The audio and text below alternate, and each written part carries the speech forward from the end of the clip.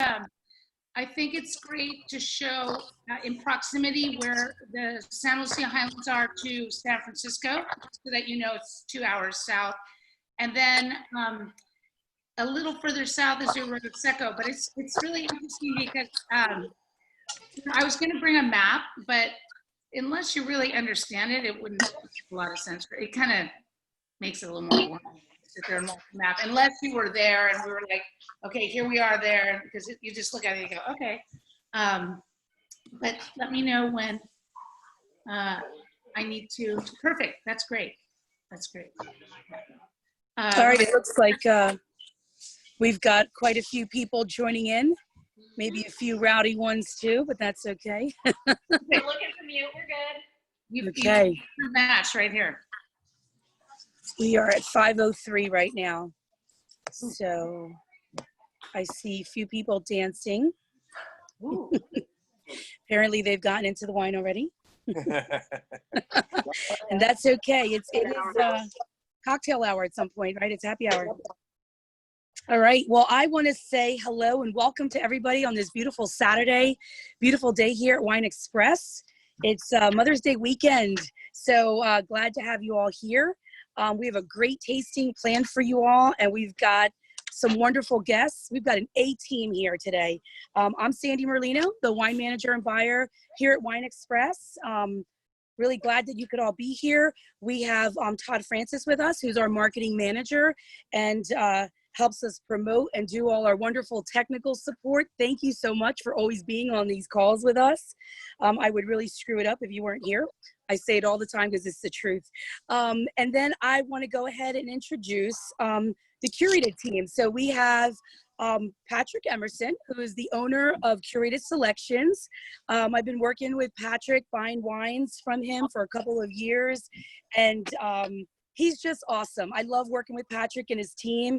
He's got an A-team. He's got a wonderful group of sommeliers that work together, picking wines together as a team collectively from all over the world and domestic. So I just want to say thank you for being here and thank you for working with me. I love everything that you bring to us and that we can share with our guests. So thank you so much. And then we have Lauren Andre, the beautiful Lauren Andre. She is my Greenville, upstate rep for Curated Selections. And she's one of the wonderful team members on Patrick's team.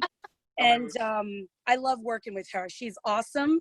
She always brings me everything I ask for, everything I love, and new things. And I just love it. We work well together. And so I'm so glad she's here. I want to ask a few of you to just go ahead and mute so we can hear what's going on if you haven't muted yet. And at the end, we'll go ahead and let you make some comments. Without further ado, I want to go ahead and welcome Sara Floyd. She is here live with us from California. Sara is winemaker, consultant, and one of the few female master sommeliers in the world. What an honor, really. I met you about a year ago and was so thrilled to meet you. It was after we took your Luli wines into the store. And I'm just so grateful that you're here with us and you're able to share a little bit of history and talk about the wines as we taste through. So thank you for taking your time to be with us live from California. Really so exciting. And I know all of our guests are excited about it. So thank you to all our guests who are here. I'm going to go ahead and turn it over. I don't know if Patrick wants to make a quick mention, and then Sara can take it over too. I'll start showing the wines as we go through them in the order we're going to taste. Awesome, Sara. Let me just say a quick word. Thanks for doing this with us. I was a master sommelier candidate, and I met Sara Floyd when she was working for a Spanish importer called Jorge Ordonez, and she was selling wine in Charleston, where I was buying wine at the time for a restaurant group. And we became fast friends. She became really a mentor for me in the skill of blind tasting, and we have become great friends. Our families have shared vacations, and she often spends a lot of time in South Carolina for business and for social reasons. So it's just a perfect tie-in. I think Mother's Day, we're so thrilled to have a mother. She has two beautiful twins who are 9 years old. So thanks for doing this for us, Sara. It's great to see you, darling. Thank you. You know, Thank you. as Patrick said, South Carolina is a very near and dear place to me. We have many, many milestone things. I got engaged in Charleston, South Carolina. We found out we were having twins in South Carolina at the Charleston Wine and Food Festival when I thought it was going to go wrong. It was very early in my pregnancy, and I spent a day in a hospital and found out that there were 2 heartbeats instead of 1. We vacation as much as we can, and we have total FOMO for you guys that get to go into the beaches soon.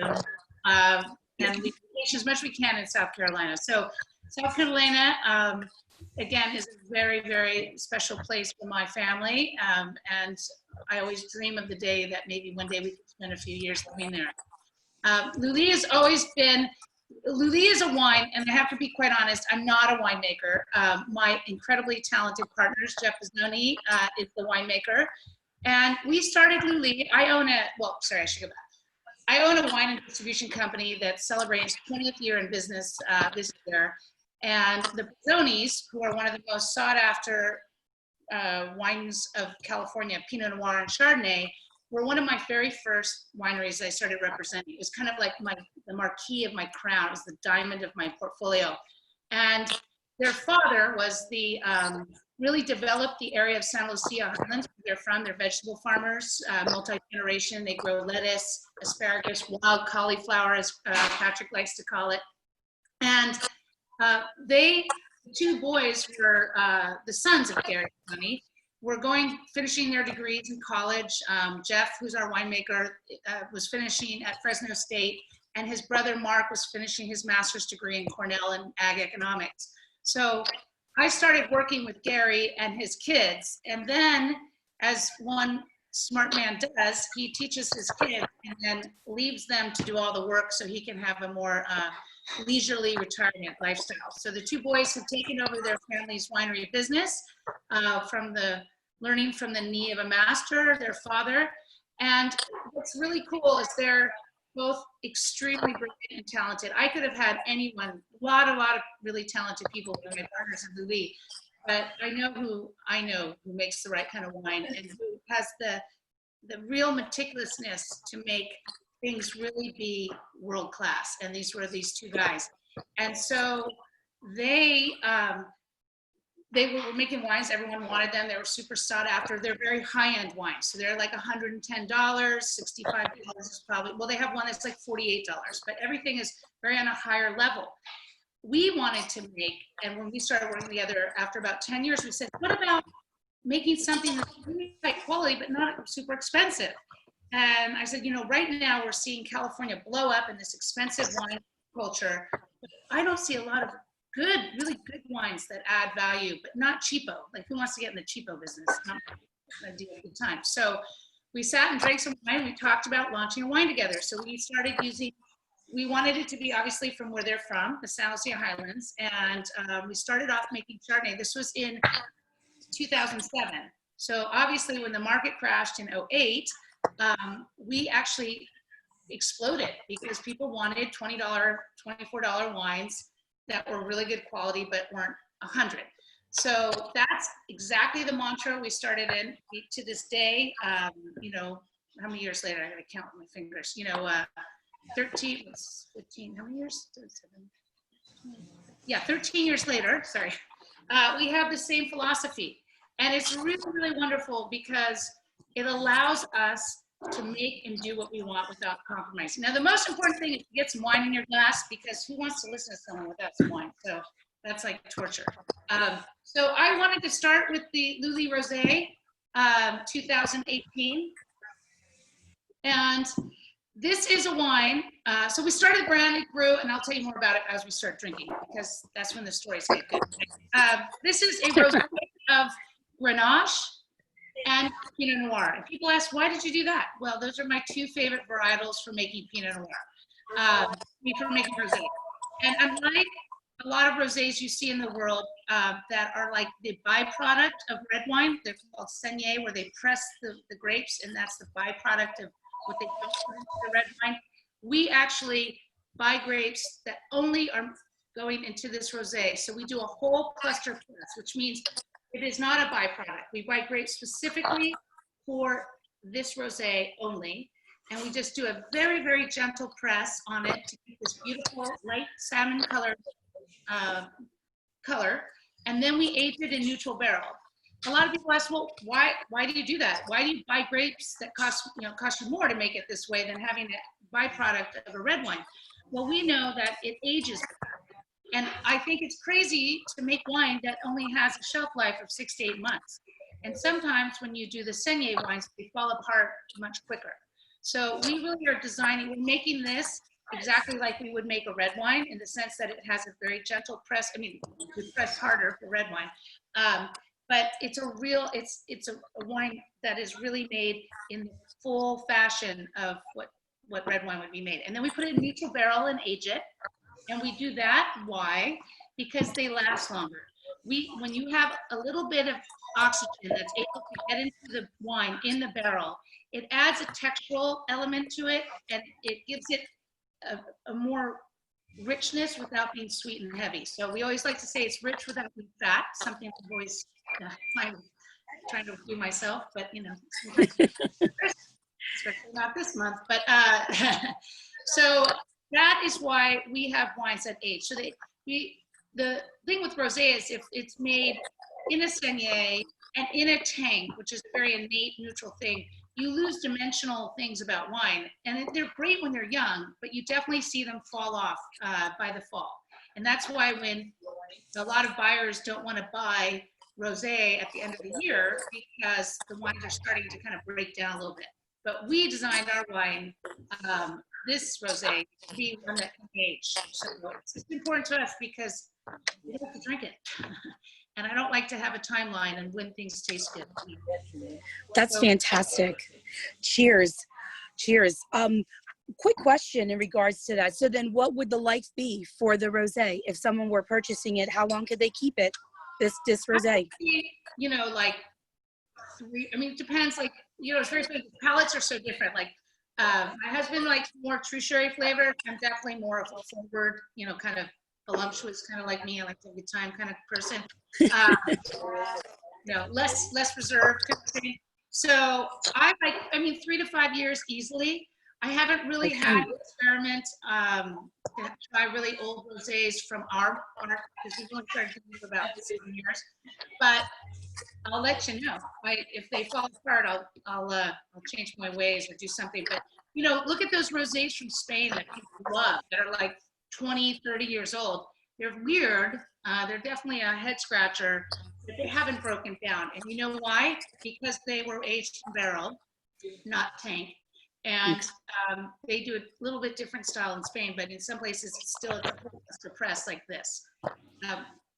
And let's see, so Luli, we started, it's from the Santa Lucia Highlands, and Todd, do you have a map? It's 2.5 hours north of San Francisco. And this is south, excuse me. That's why we don't have a map here. It's south of San Francisco. It's right on the 101. If you've ever driven down the coast or down to Southern California, not on the 5, but on the 101, it's these highland mountain sites. There's a mountain range right here. And behind that mountain range is Big Sur. See these mountains? And behind is Big Sur. So every single morning, the fog from the Pacific comes into and lays down on that valley floor. So it's one of the coldest areas to grow grapes in all of California. It's one of the 2 coldest areas. And that's very good for varietals like Chardonnay, Pinot Noir. Not so good for Cabernet and Merlot because they need to be in warmer temperatures. But for Chardonnay and Pinot, it's premium. And it's also the farming belt of the United States. It's where Steinbeck's Grapes of Wrath was inspired by. It's where he wrote about. In fact, there's Steinbeck museums all over the place. And I told you, my partners, Mark and Jeff Pizzoni, come from a 3rd generation, originally Italian descent farming family. So they grow broccoli, asparagus right now, lots of lettuce, romaine, iceberg, and cauliflower, lemons.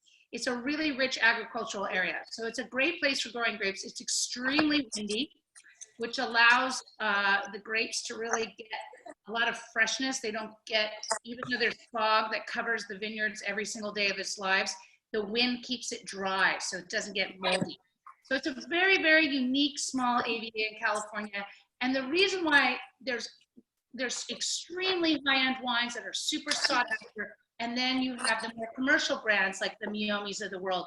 And we're kind of like the middle in between. We're not, I would like to be successful with Miomi, but we're not, you know, we're kind of in that price point that you can enjoy, you know, maybe a couple times a week if you're feeling good. And especially now when we feel very deprived of our social lives and such.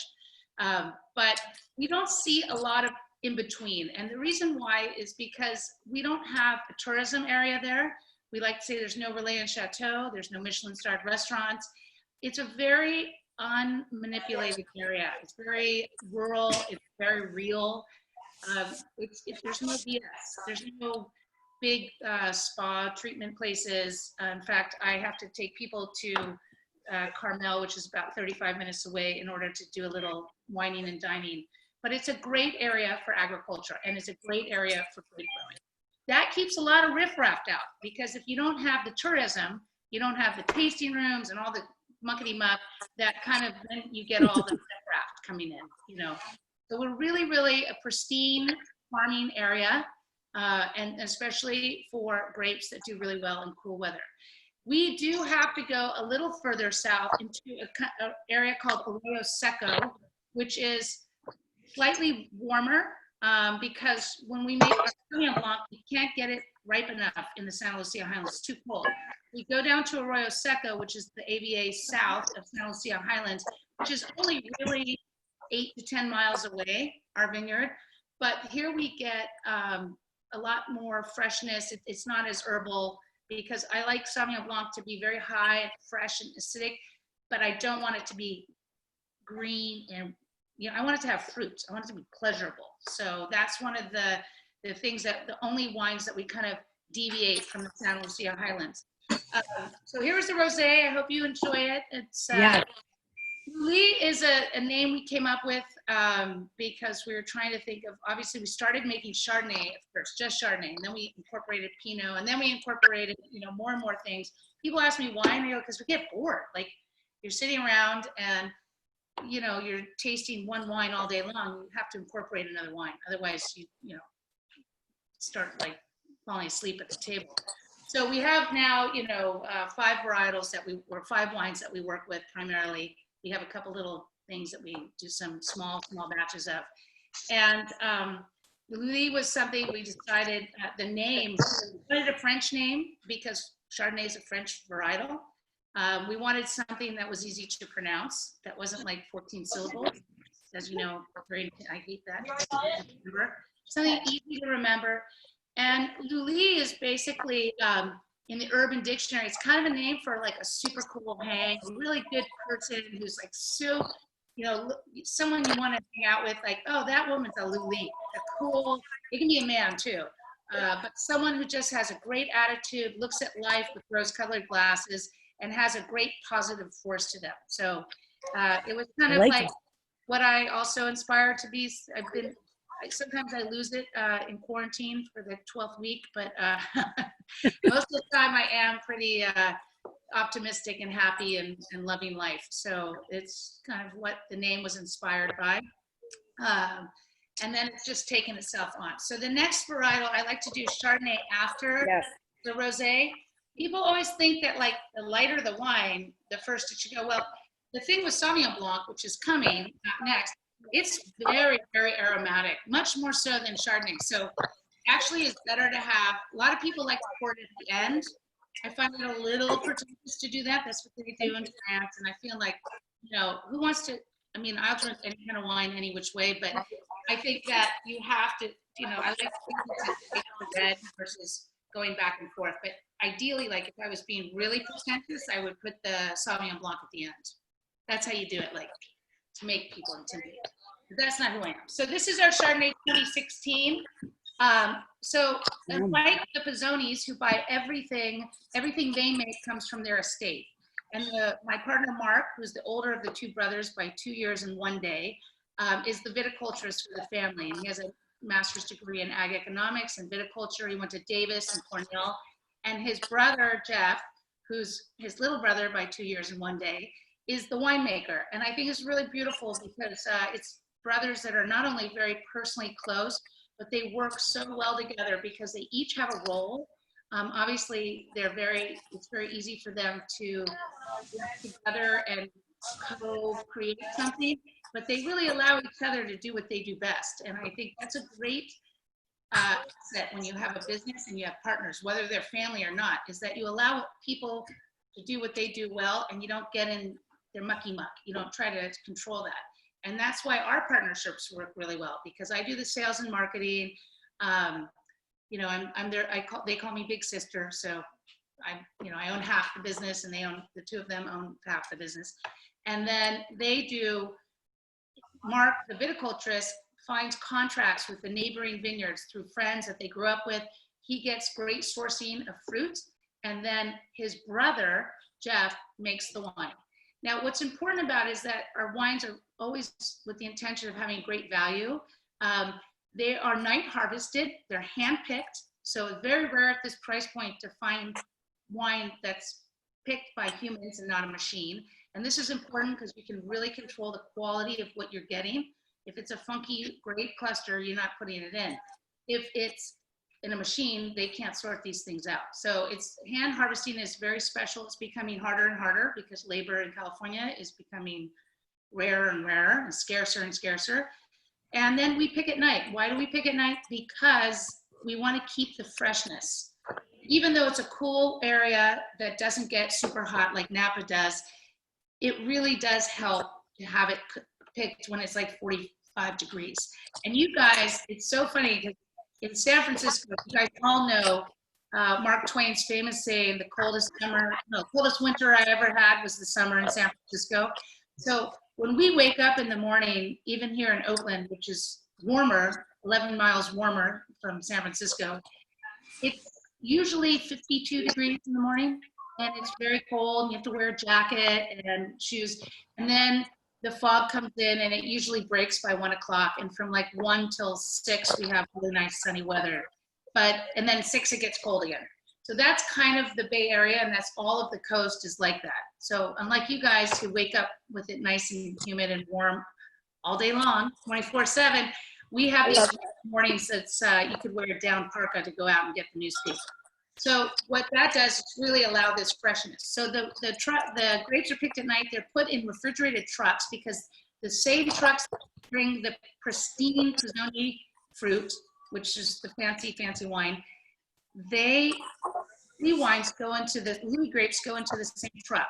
So I was in Napa and a famous winemaker was telling me about his $700 Cabernet, and he goes, you know, we ship to the winery, we put our grapes in refrigerated trucks. And I'm like, my little Luli does the same thing, but I didn't want to say that in front of him, but in my mind, I thought, wow, we do the same thing and we're like 1/20th of the price. So that's important because if it's sitting there getting warm and you get stuck in a traffic jam, and it's like, you know, it just makes the wines come in and you can get this kind of musty nastiness to it. So having a refrigerated truck ship the wine up to the winery, which is in Santa Rosa, which is about an hour and a half north of San Francisco, then they come in and they're in pristine condition. The wines are vinified exactly the same as the Pizzoni wines or everything. The only difference is the fruit sourcing, not as beautiful and wonderful as Pizzoni estate wines, but they're also not, there's no new wood in it. So everything is fermented in neutral barrel. And a lot of people are anti-barrel. And we have a joke in wine business to say it's not over oaked wine, it's under wine barrels. So you have really beautiful wine that has power and concentration. It can handle something. The reason why we don't have new oak with our wines is financial decision. It would cost, if I put new oak on the wines, we would have to raise it $10 a bottle minimum. So again, these are not cutting corners because I don't want to say, you don't like new oak. I love new oak. Like I love it on Montrachet, I love it on Cabernet that I'm going to spend a lot of money on. But I think, you know, for our wines that are more comfortably priced, it keeps the price down, not having the new barrels. And the Pizzonis actually lend the barrels to this winery, which they're partners in. So it's a really wonderful relationship. And the reason why our wines really do well and we get a lot of great, accolades and stuff, it's because the relationship works. Mark Pizzoni lives down in the area where these vineyards are. He knows these farmers, they're friends. They talk about rain all the time together. They work. It works because they're very close to his estate fruit. So he can drop up and down. They trust him. They know that he's going to, they let him have the pick of the litter of where we want the grapes from, which vineyard lot grows that we want it from, because he's one of them. They all grew up, and they're not a big corporation that's trying to squeeze money out of the growers. Then the other reason is Jeff, it's the same thing. Jeff's there making wines, and we, even though they own half the winery, we lease space from their family winery. And that's very helpful because I can use all of his fancy equipment. I mean, all of the great assets that they have, Luli gets the benefit from. So this Chardonnay is 2016, which was a kind of a bountiful, fun vintage. And when it first came out, it was a year after a 7-year drought, and we were so happy because the yields came back.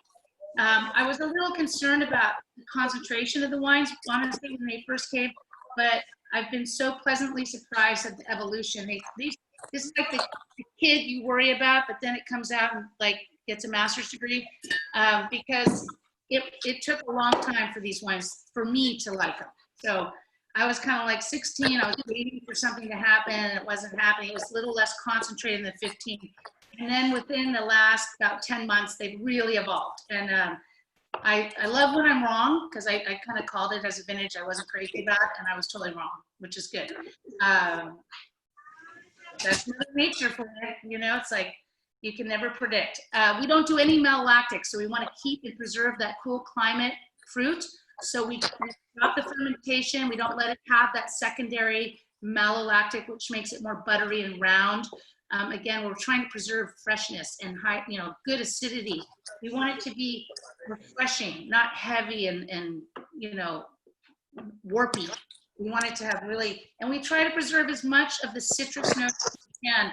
I have farmers as partners, so we're not going to pick underripe grapes. It's not going to happen. It's like, why would you pick an underripe piece of fruit?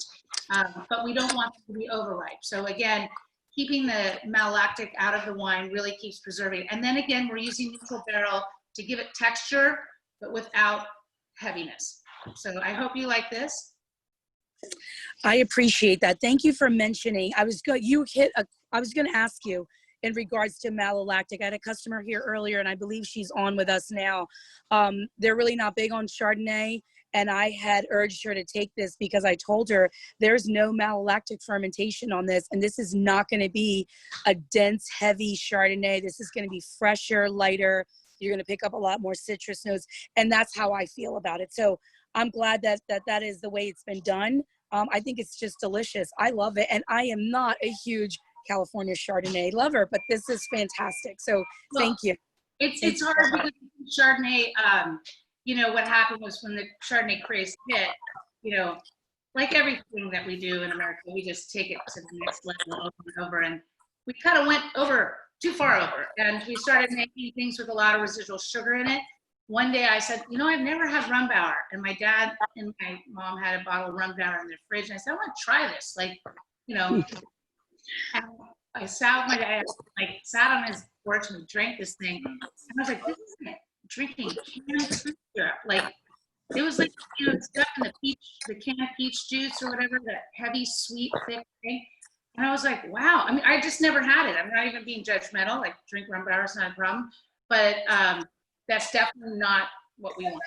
So it's a totally different style all the way around. Oranges, everyone can have. But I also, to the other extreme, I don't like Chardonnay that doesn't taste like Chardonnay. And one of the things I say to people when I go around the country and I talk to students that are studying to be an MS is because you have to listen to your guest, right? If someone loves Chardonnay, don't try to give them something that isn't Chardonnay, because Chardonnay is definitely a flavor, a texture. And if you try to give them Mosel Riesling, I don't know if they're going to be happy with that selection. So Chardonnay, definitely, I want it to taste like Chardonnay and not wow, I thought this was Gruner Veltliner. that wouldn't be good for me. I want Chardonnay to taste like Chardonnay. I want it to be pleasurable, and I want Chardonnay drinkers to identify with it as Chardonnay, but not in the extreme way. So next wine is Luli. I don't have I have a new label. You know, Patrick, I sent you a case just for presents for your people, but that's the 17. Oh, Yes. great. Okay, good. I'll look forward to getting that. Finish, but just for you and your team to drink. Thank you.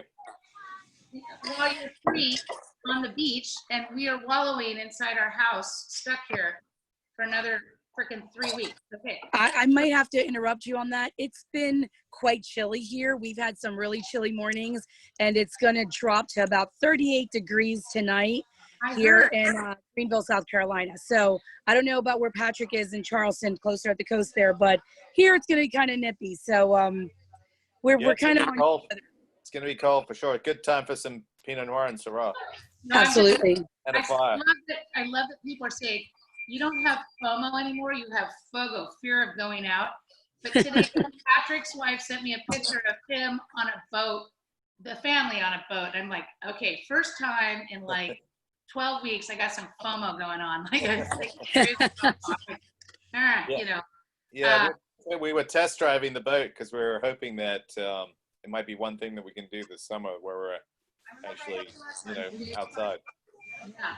So this Sauvignon Blanc, although it's from a different vintage, and I think the label, it's from the same vineyard source. Now, another fun thing we do is we put all the tech information on the back of the bottle. I call it the cheat sheet. And we do this because I'm 50 and my memory's not as good as it used to be. I really want to show that we don't buy any bulk wine. Everything is from a place, and that it's made by us. So it's a very rare thing to find wines at this price point that are 100% from vineyards that we have contracts with, that we know the people, that they know us, we have relationships with. And it's also very important that we know that it's made by us. We have all the information. So it's kind of our legit, shows our kind of street cred, that we're not just buying stuff in a barrel and throwing a label on it and just taking advantage of a market, that's really made by us. And one of the reasons why we get to keep the prices where they're at is because we don't charge ourselves we don't get salaries. So we put the money back into the business as we sell and become successful. And we don't, obviously we take some out every once in a while when we need it, but we get to grow the business as we want. We don't have to compromise quality because a VC company is funding us, or we have a bunch of investors that want 30% return on their investment. It's all funded by the two families, my family and the Pizzoni family. And we have no debt, we have no credit, we pay everything cash, everything's done in a handshake. It's crazy, but it works because we're all the same type of people. We trust one another. It's the easiest relationship I've ever had, and it's great and still going strong. And we grow when we want to grow, and if we feel it's time to push, kind of pull back, we pull back. That way we don't ever compromise the quality of what we're doing. And for me, as a person who's dedicated her life to wine, too much so maybe, I can't make something I'm not proud of. I don't have time for it. I can't sell something I'm not proud of. I'm not going to represent something I'm not proud of. I'm not going to put in. So with that being said, it's very, very important to me that everything has a sense of place, and that what we're doing is really legit. So the Sauv Blanc, again, we put it in neutral barrels. It comes from a vineyard in the Arroyo Seco. It's tons of, we call it our little Bordeaux Blanc, because it has the vineyard, when they planted it, had to break up all these, there's like a quarry. And so there's huge mountains of rocks, mountains of rocks on the side of the vineyard. So it's a very minerally Sauvignon Blanc. It's also, I really wanted to capture like citrus, like some people want grassy, not me. You can go somewhere else and get that. I want to have still some fruit. I don't want it to be too ripe, like melon and cantaloupe, because that's not my thing either. So when I was telling, we collaborate together, and I said, I really want it like a lemon zest, like a kefir lime, like kind of. And so Jeff listens and he interprets, and So I was in Texas and I was showing it to Robert Del Grande and he goes, hey, it's like a margarita. And I was like, that's the greatest compliment you could ever give me because that's exactly what we wanted, we were aiming for. So if you said, oh, this is so minerally and weedy and grassy, I'd be like, not what I want. Or if you're like, wow, it's kind of melony and ripe and peachy, I'd be, not what I want. But citrus and lime-like is very much what we were looking for. So minerality, texture, again, rich without being fat, from that neutral barrel aging. But then again, we want that kind of citrus kind of freshness to it too. So I'm very, very happy with this. Not to promote, but this 19 is the best one we've ever made. Sorry, just a killer vintage for it. And very, very happy with it. Well, I'm enjoying the 17 right now, and I pick up, to me, it's like very lemon zesty, and I love that. I love that citrusy, like my mouth is just watering. It's just delicious. So I'm glad to have this, and this is definitely going to be with me at the beach, Patrick, at the beach. Hint, hint. Isle of Palms, baby. Isle of Palms. I mean, I see more of this coming. Oh, yeah. We just tasted through the first 3 whites. I just want to make a quick mention that these wines are so priced just so beautifully for the way that they deliver. So just going to make a quick little mention here because we carry all these wines and we've carried them now for just about a couple of years. Lauren introduced me to these wines, and my perception when I first tasted every single one of these, I sat with Lauren and I went, wow, Lauren, these wines are absolutely beautiful and they're varietally correct, but they're not really expensive at all. I go, these are amazing. Can we stack these? So this is how that conversation went, and that's why we have them here. So I'm glad we have them here. The Rosé, the Chardonnay, and the Sauvignon Blanc are all line priced at $21.99 at the store. So I just wanted to make that mention. And that like concludes our white wines, and we're going to go into. And I want to say just one thing. I own a company that like primarily sells really expensive wine, and I love really expensive wine. It's great. It's awesome. But when we started this, I didn't need more expensive wine. I needed wines that we could be very comfortable. And I'm like, again, I don't want to be in a cheapo world because who wants that lifestyle? But again, I wanted something. The way we started for a need that my business needed. The state of California, for my company, needed wines that offered great quality and at a great price. And in California, our buyers know every nook and cranny of California because it's the backyard of, their home. So they understand that the San Lucia Highlands is very good for certain things and how it's such a cool climate area. They know the Pizzonis because the Pizzonis are like, Gary Pizzoni put San Lucia Highlands on the map as a quality wine region. So again, it's like all of this was a smart, but also needed thing we did to start a business. And that's also very, very important when you start a business because, you become you're an anomaly.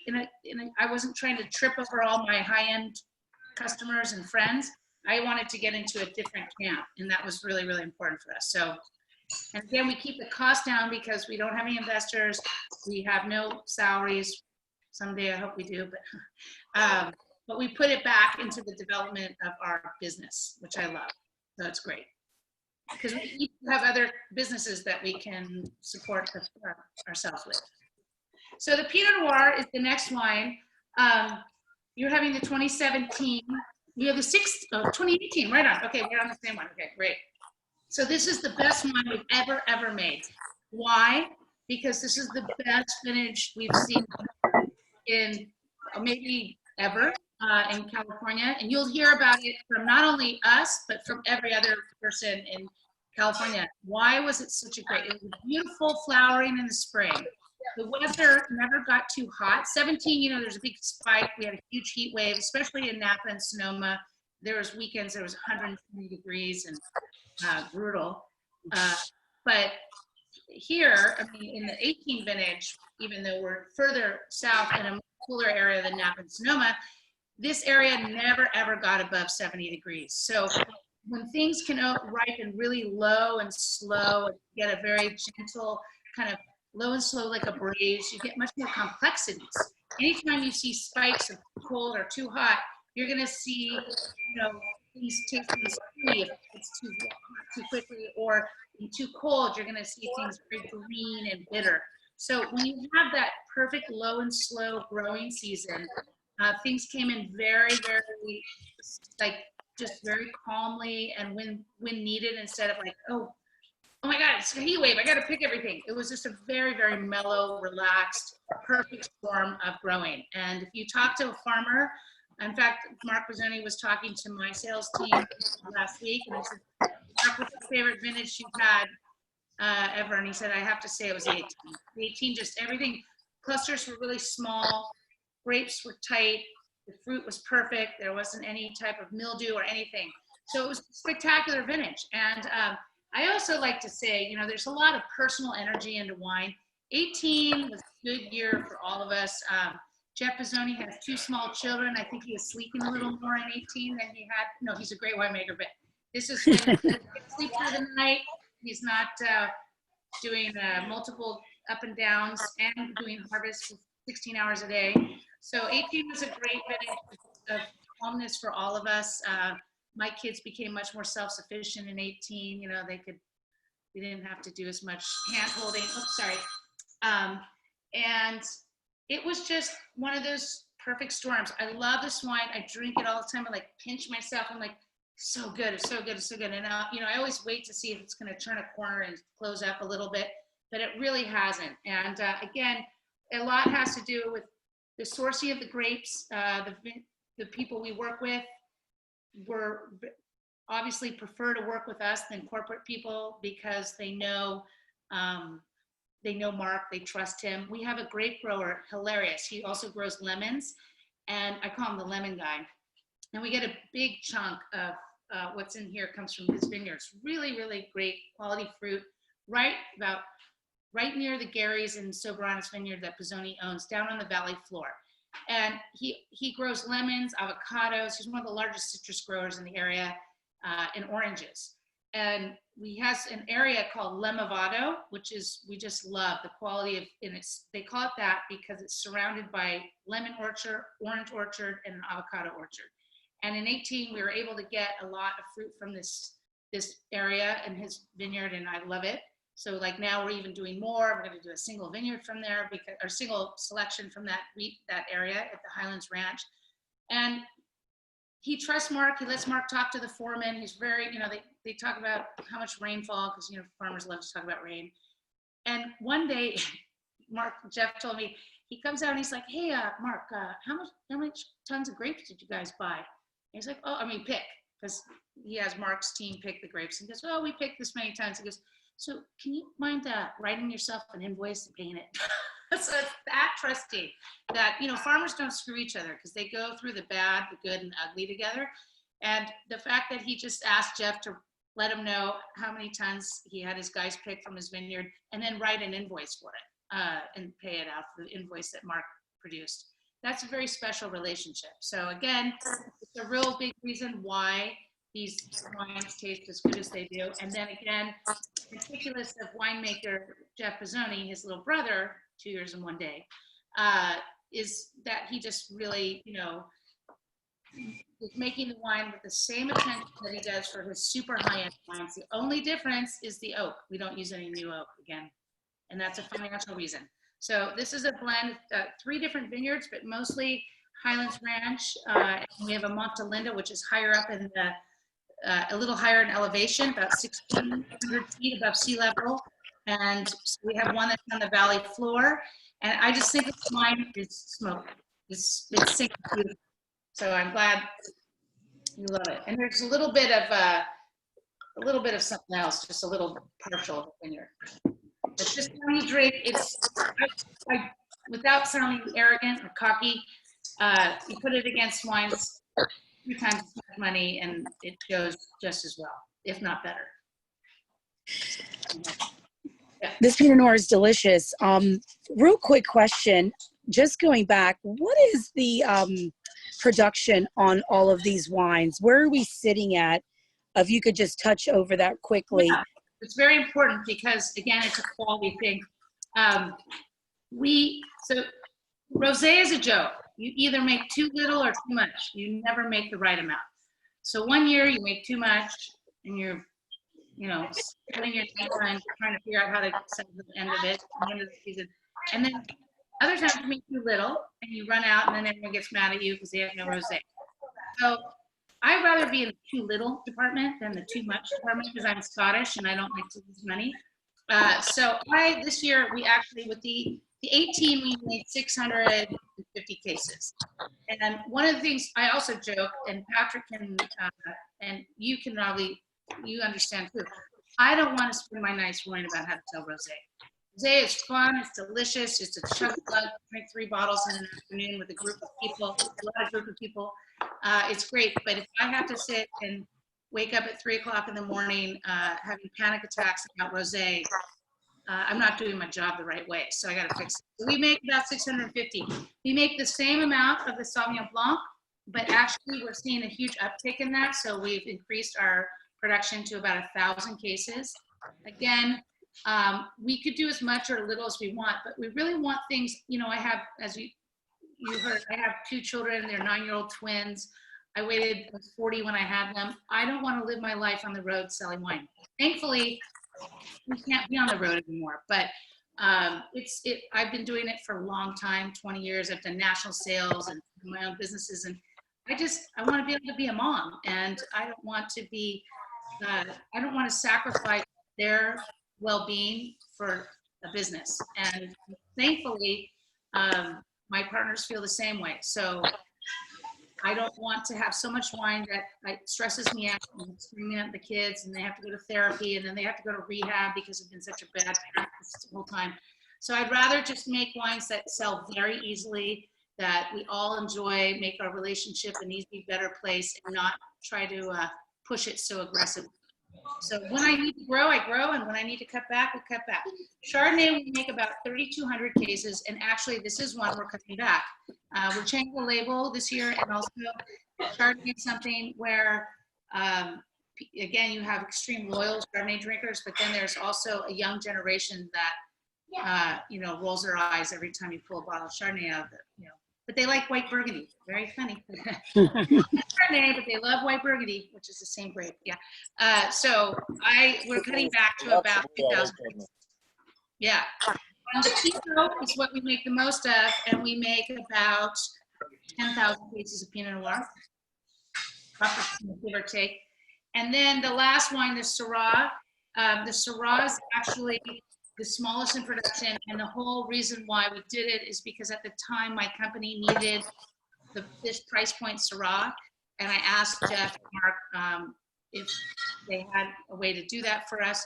So honestly, it's declassified Rizzoni Syrah, which is about one of the most sought after Syrahs in all of California, and I can't really get more of it. It's stuff that doesn't make the cut for their estate wines, but it's from their estate wine program.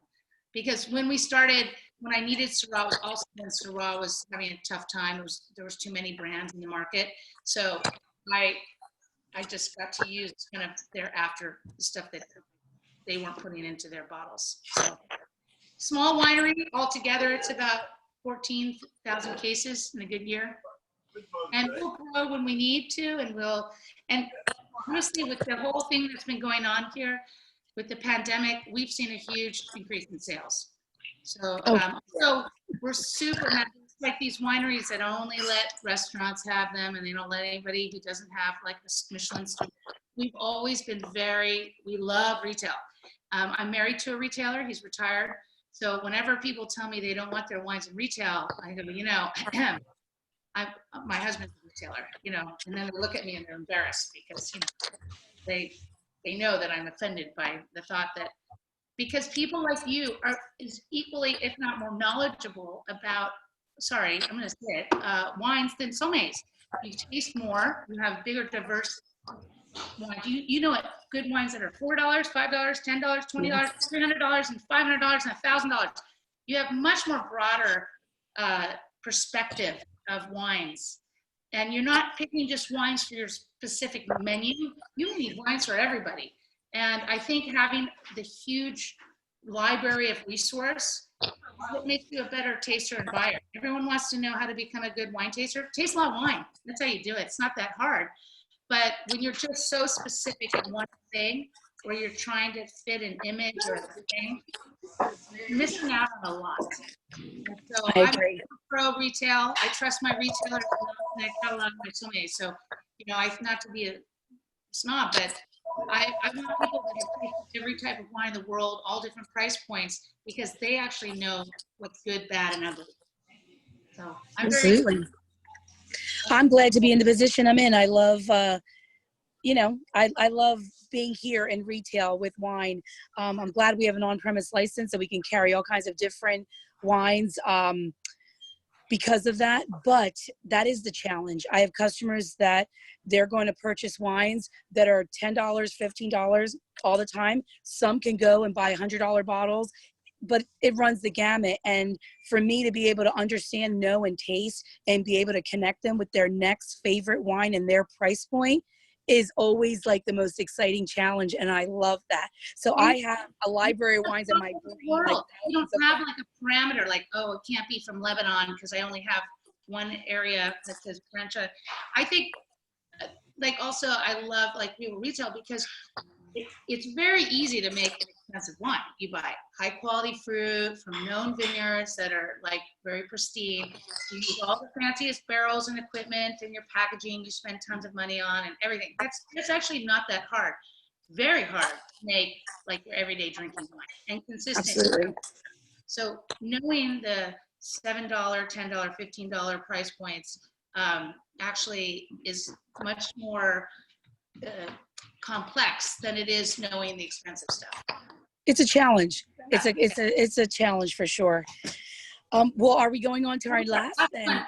The Syrah, the 2016. I'm so glad we have this. So again, this was started when we did Syrah when we started the business, and we make 300 cases of it. And it always kills me when everyone's like, "I love it." I'm like, "Oh, I can never promote this. It can never grow." Because again, Syrah was a varietal that was overproduced about 10 years ago, and so it was very hard to sell as a distributor. It was a very hard category to sell. Everyone loves it, but not enough people bought it. But we needed one at a value price point. Zoni, we get to use their declassified. It's whole cluster press, which means it has all its stems on it. And again, we like that because it gives it that depth and real structure without being too tannic. People want Syrah to be a little more peppery and zippy.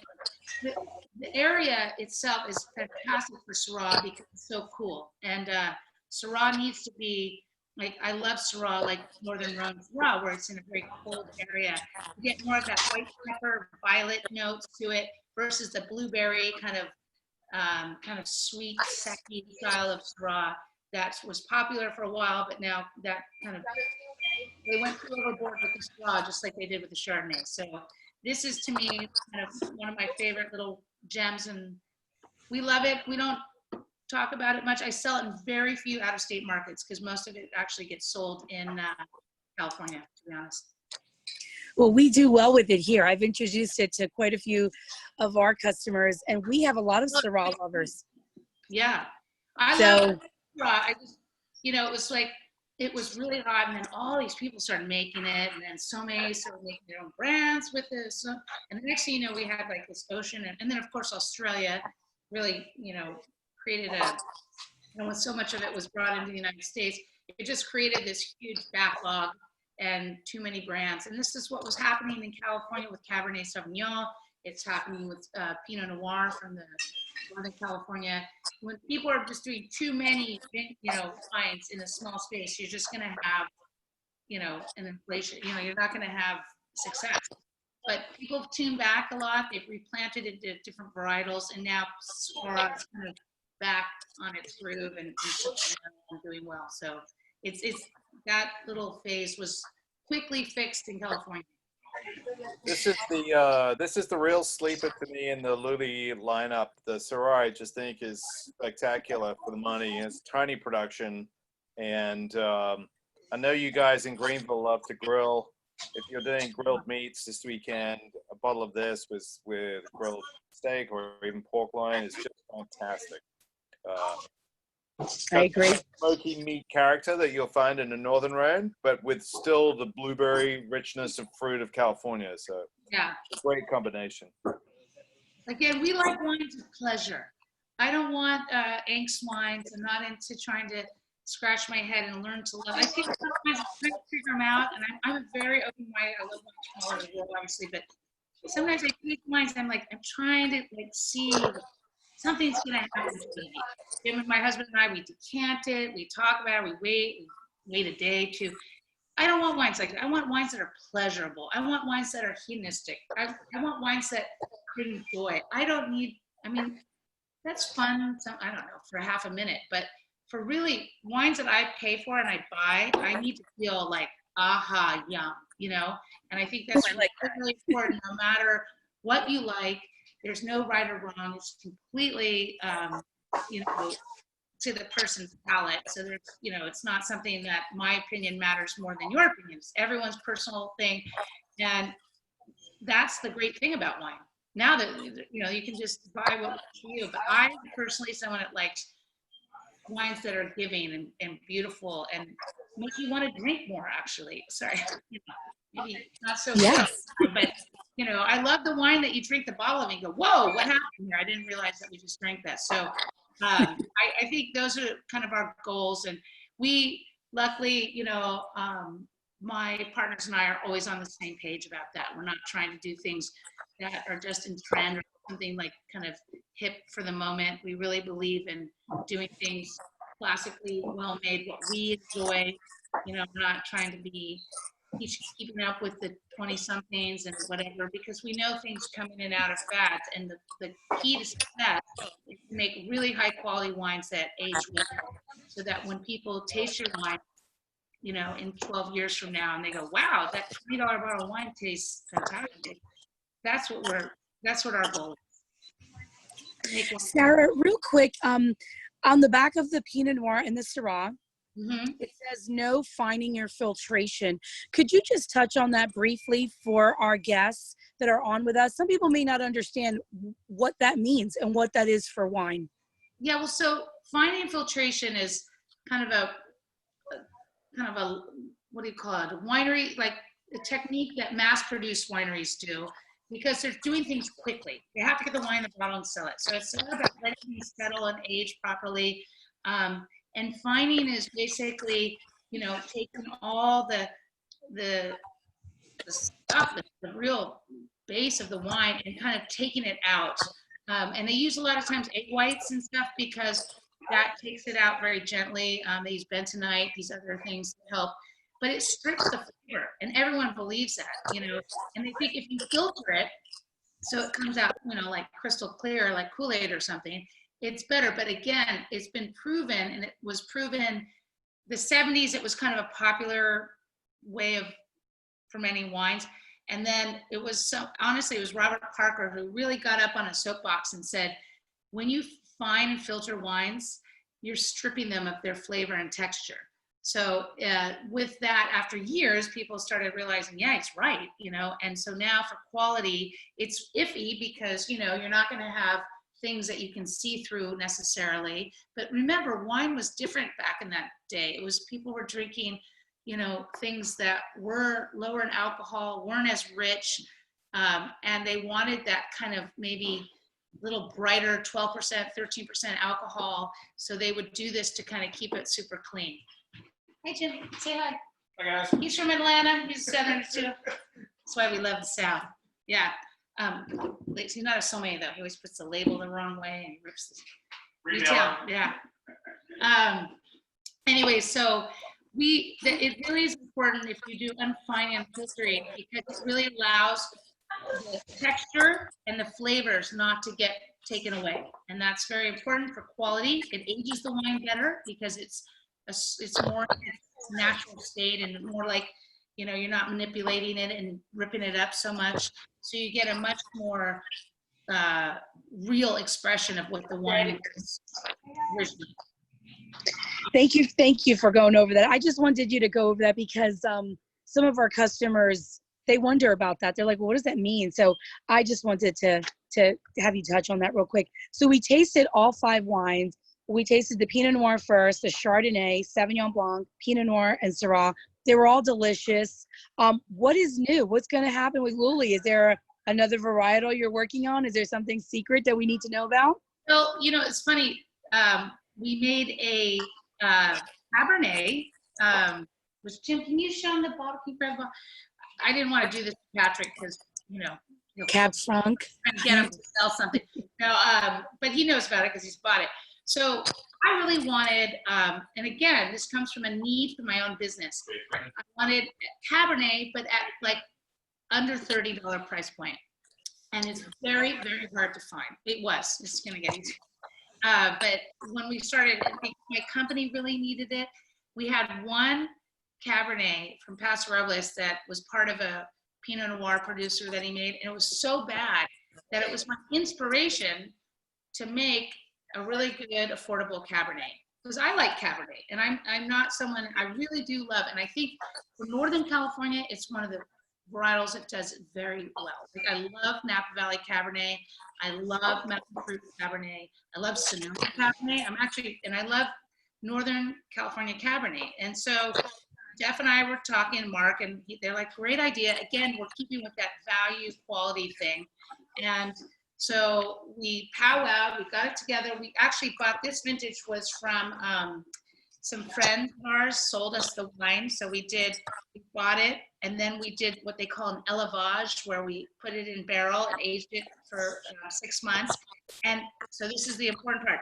It's named J. Finn after my children. Jack is the twin that came out 1 minute before Finn. And they're 7th generation Californians. I'm a 6th generation Californian. And we named it that because when my family first came here on covered wagons was about the same time great Cabernet was being first planted in Northern California. So my family settled 7 generations ago in the mid 1800s in Northern California. And it's the same time in Sonoma. We were in Santa Rosa when my family landed. The Cabernet was being planted in Sonoma, the Buena Vista vineyards and stuff. So we just thought that tie-in was great. We put an American Eagle on the label because, we're very, it's power. It has lineage. It's part of, our United States. It really signifies. And we spent 2 weeks last summer in Jackson Hole, Wyoming, and when a bald eagle flies by, it's pretty amazing. It doesn't matter what you're doing or how much fun you're having. Everyone stops, takes a breath away, completes the islands. And it just kind of inspired us to put the eagle on the label. So we call it J. Finn Cellars 2017 vintage. We were really planning on launching this seriously in March, and then this happened. But we're selling it because, again, I'm very lucky. I have a company that can sell wine that's still in business. So we're,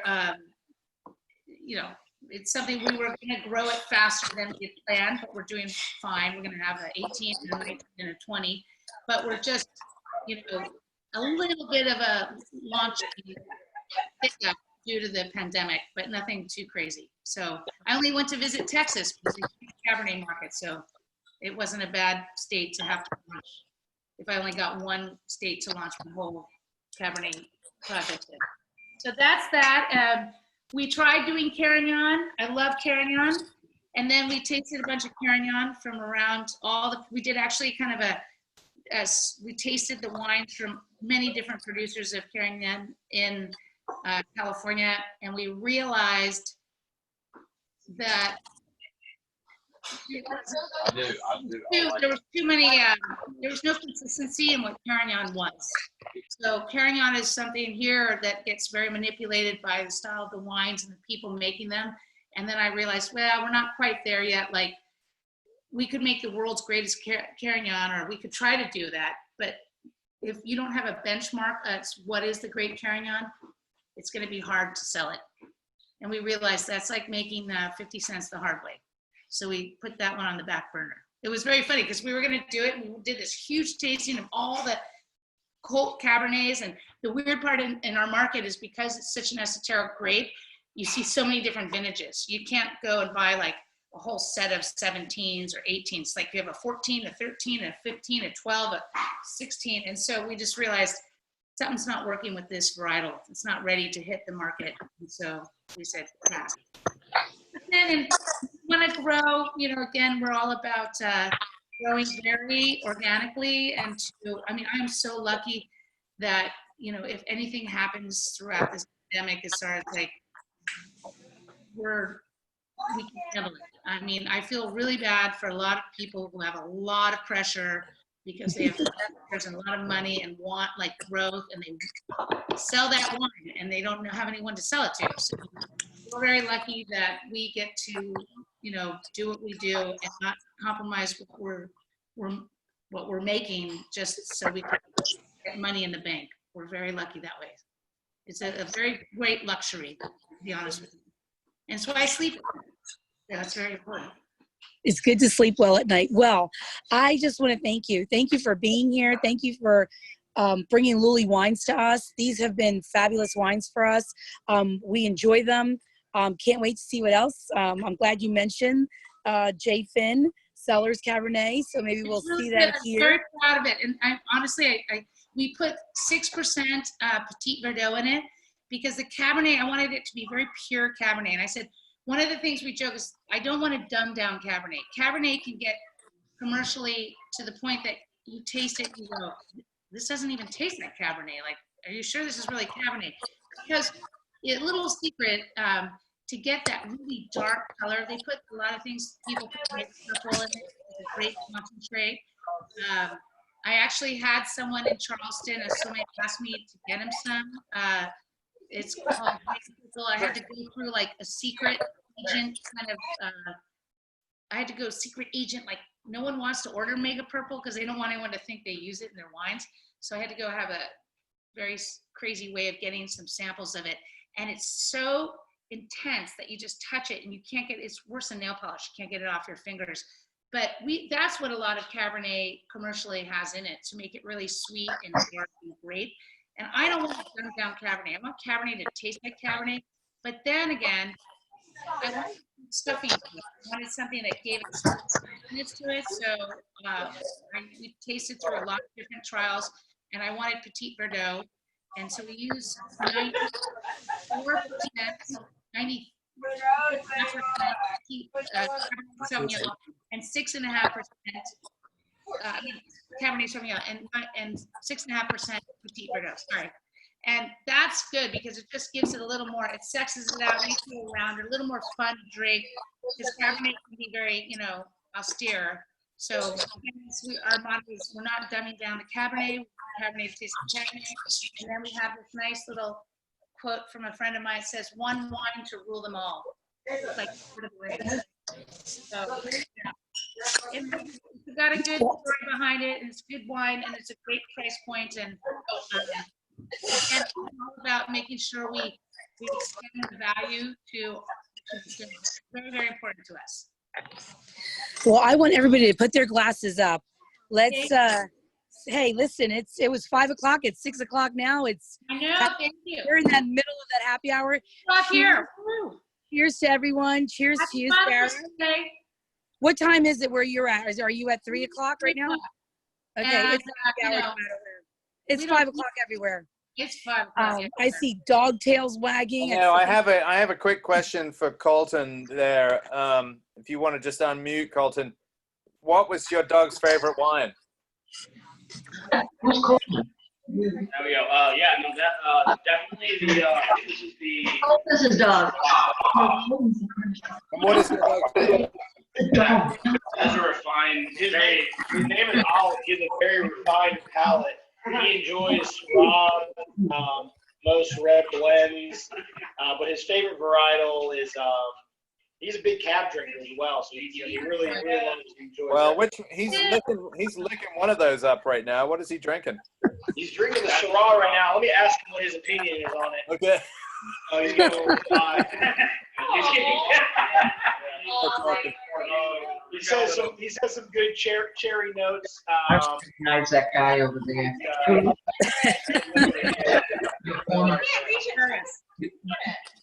He's really enjoying that Syrah, I think.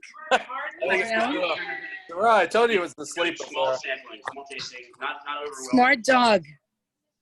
Oh my goodness. That would be live from my kitchen. I did provide the wines last night, so you can all wave and say thank you.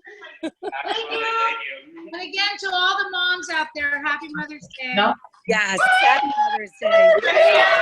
Thank you so much for being here. I really appreciate it. If anybody has any questions, you can unmute now and you can ask any questions. I'll stay on. I know, Sarah, I believe you'll stay on for a minute or two. Yeah, she's unmuted. We are unmuted now. Sandy, Yes. it's Judy and Jane and Victoria. Hello. I might have missed it because the men were too busy talking.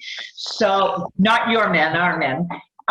What were the prices of the reds? So the Pinot Noir is $25.99.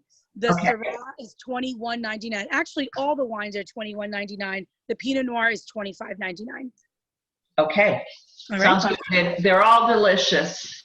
Thank you. Thanks for joining in on this. Mm-hmm.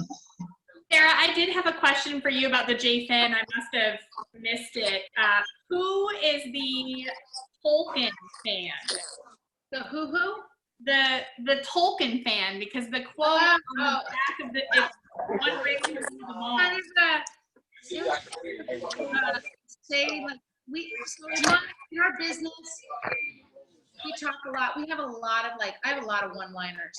I could do a whole thing on one-liners in the wine business, and it wasn't really much. We're all kind of fans, but the joke was like, one wine to rule them all, like Lord of the Rings, and that was kind of we wanted to. Because, to be honest, I didn't want to put a cheesy back label on. I'm kind of sensitive to those because I read some of the back. I feel like part of the wine business is like anything. You have to think outside the box, and if you are always doing what everybody else is doing, you're never. And sometimes these long winded things on the back and how they pair well with chicken and fish, it drives me nuts. So I'm really anti that. I think that, we did it to explain our relationship is, if you read the back of the Luli bottle, it's the relationship of the Pizzonis and myself. Why are these?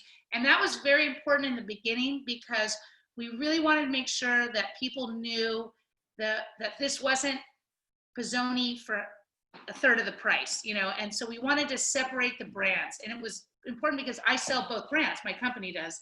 And I wanted everyone to know, like, Pizzoni Estate is marquee super producer, and Luli is not like a little baby Pizzoni. And it really worked, actually, because we put it on the back, and now people think of it as its own entity. But in the beginning, it was a fear, kind of a concern from both sides, not only my side, because I have great interest in keeping their brand